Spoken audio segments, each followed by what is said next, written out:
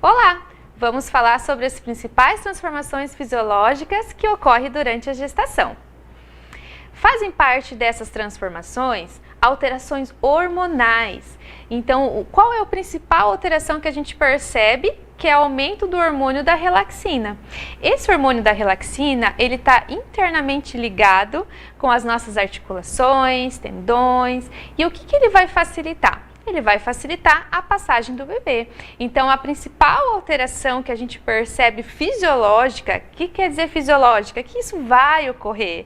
Então, às vezes, as mamães ficam preocupadas com algumas coisas que vão acontecendo, principalmente mães de primeira viagem. Não sabem as transformações que vão ocorrer. Então, a gente vai estar falando brevemente sobre essas transformações e dizer que sim, elas são normais. Claro, precisamos sempre estar relatando nossas consultas periódicas ao obstetra, mas rapidinho, assim, uma passada para saber que sim, vai ocorrer essas alterações. Então, a principal é o hormônio da relaxina, em que ele aumenta o movimento das articulações dos tendões, justamente para o bebê passar, principalmente na hora do parto.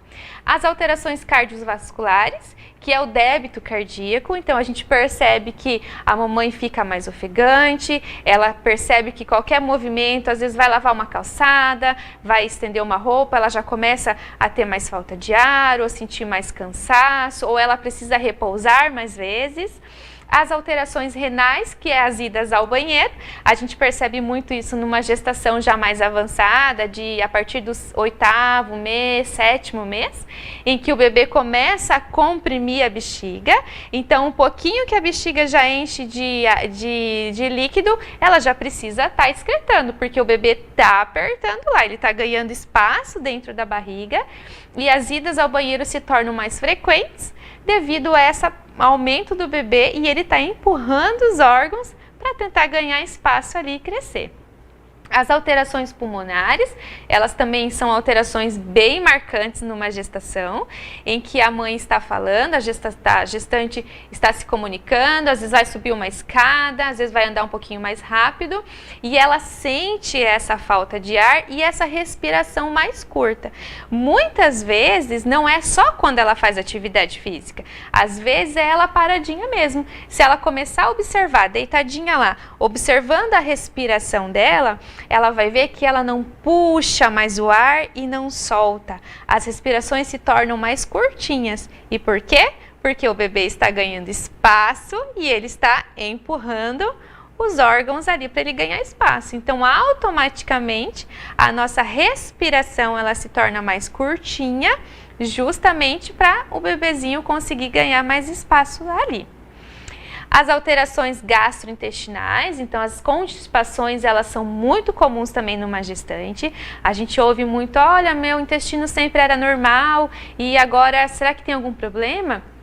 Claro, dentro da normalidade, as constipações elas também são, a gente vê, elas são visíveis numa gestação, pelo mesmo motivo. Então, o movimento peristáltico em que o intestino ele vai trabalhando, trazendo o alimento e fazendo a digestão, ele não é mais aquele movimento bonito, não é mais aquele movimento harmônico. Conforme o bebê vai crescendo, vai empurrando, ele vai ganhando espaço e a dificuldade do movimento peristáltico, que é o movimento que o nosso intestino faz para levar os alimentos até ser excretado, ele vai ter uma maior dificuldade. As alterações da mama, em que se percebe ali a partir também do 6º mês, em que começa elas crescerem até a formação daquele primeiro leite, né, daquela primeira formação, elas começam a ter dores, começam a ficar maiores. Claro que logo com o diagnóstico, as mães já relatam a dor, aumento do peito, mas essa é uma alteração visível, em que a gente pode dizer que é uma alteração que bateu o olho, você já sabe, também é a partir do 6º mês, quando já começa a produzir ali a glândula já começa a ter mais produção, né? As alterações osteomusculares, elas são bem comuns na gestação, principalmente em mães, em gestantes que já tinham alguma dor na lombar, dor na cervical, então é muito comum as dores musculares, por isso que hoje a gente trata dentro da fisioterapia gestantes com dor na lombar ou dor na cervical ou torácica.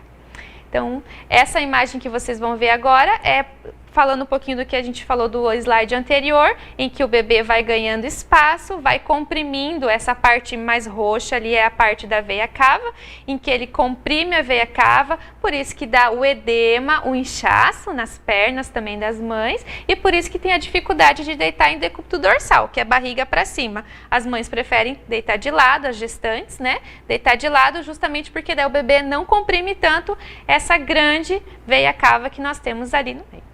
Esse foi o assunto do momento, nos vemos no próximo vídeo.